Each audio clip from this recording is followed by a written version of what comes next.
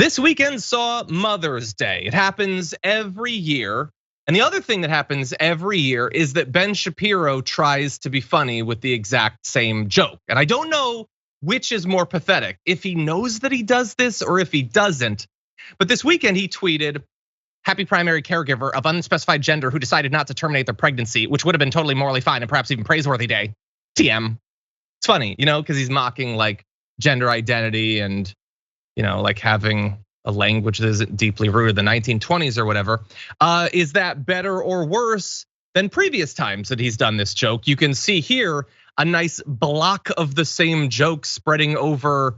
That's 4 years worth of this same joke. And then you can jump to here, you'll see an additional 3 years of that same exact joke. And I want to thank Jules, who's awesome. He's been on the show many times, for compiling that. He did miss some, however. There's also this, where he wasn't satisfied back in 2014 to do it for Mother's Day. He also fit one in for Father's Day. And then I don't even know what was going on here last year with Happy Birthing Person's Day. And they have one joke. It's, hey, somebody identifies a way other than me.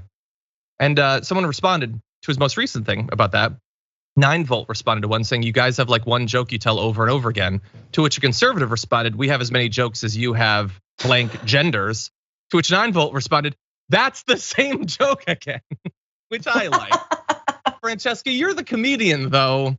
Should the left be worried about the right's growing grasp on comedy?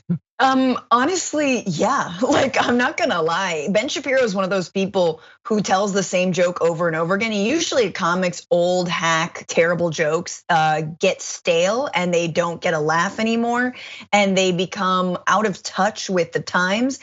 I think Ben Shapiro is doing the opposite. He's like reverse engineered a joke that eventually we will all be required to laugh at, and we're like, "Hey, your wife's pussy is normal," like whatever, otherwise we get cattle prodded. Like, this is the future, and he knows that. And so, I mean, and it's just, I gotta say, out of all days, and I'll go with you on this. We can talk about Shapiro. But I'm sick of talking about people like Ben Shapiro on days like today, on Mother's Day of all days, which, by the way, was a day that was started by activists, anti-war activists who wanted to pay homage to their mothers and their community members who were actively working against things like poverty, against child poverty. I mean, like, it is so much more.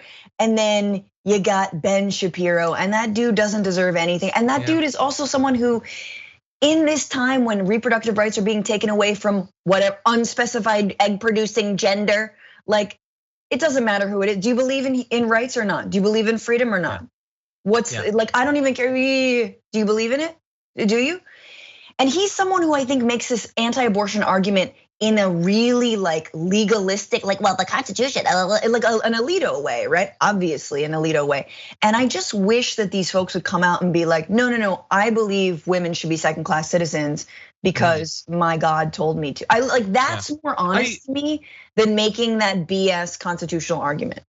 Yeah, I think he sometimes tries to do that. I think he occasionally does like a wink and a nod to the fact that he's supposed to believe in limited government or law or whatever. But then you have all of these tweets, which are this is just hate mongering to the right wing with like a thick layer of religious dogma on top. And honestly, to say that he is so uncritically accepting of the religious dogma, the misinterpretation of Judeo-Christian views on abortion, because the right is dead wrong about what those original documents actually say about it.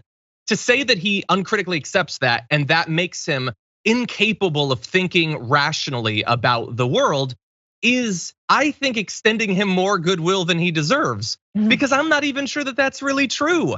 It's entirely possible that like so much else is just grift, and he is merely cosplaying a person whose brain has been so beaten down by what they were taught when they were too young to come up with counterpoints and all that. I don't know which it is, and I just know that I think it's mommy issues. Oh my God! Like, can you imagine like him calling his mom? on Mother's Day, like, hello, unspecified gender, egg producing human, and I wish you a unspecified gender happy day. And you're like, Ben, stop. It's just Ben, so I didn't bring you into the world for this. Please stop. Honey, stop it. Give it up. I don't care. Like, like there's just so many mommy issues.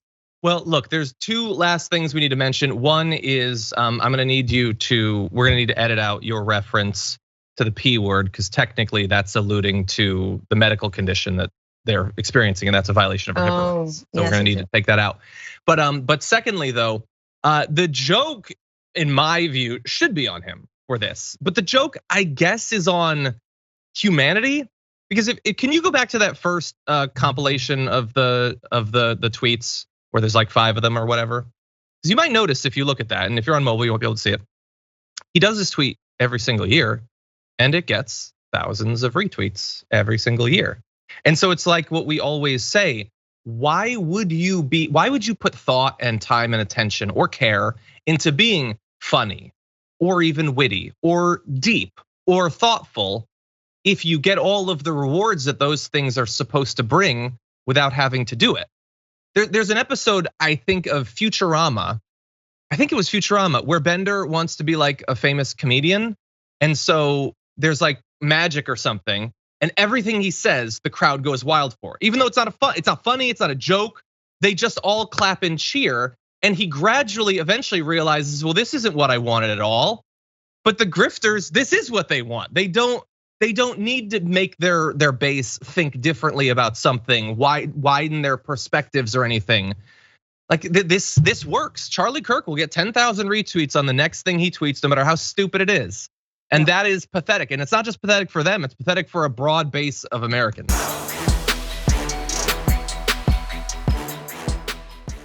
Check out the Damage Report podcast each day, wherever you get your podcasts, whether Pocket Casts or Stitcher or iTunes. You can join me as I give you the news and stories you want, with a range of co-hosts and interview guests jumping in on the fun each day. Again, that's the Damage Report, wherever you get your podcasts. And if you get them at iTunes, don't forget to rate and review. Sometimes I'll read them live on the show.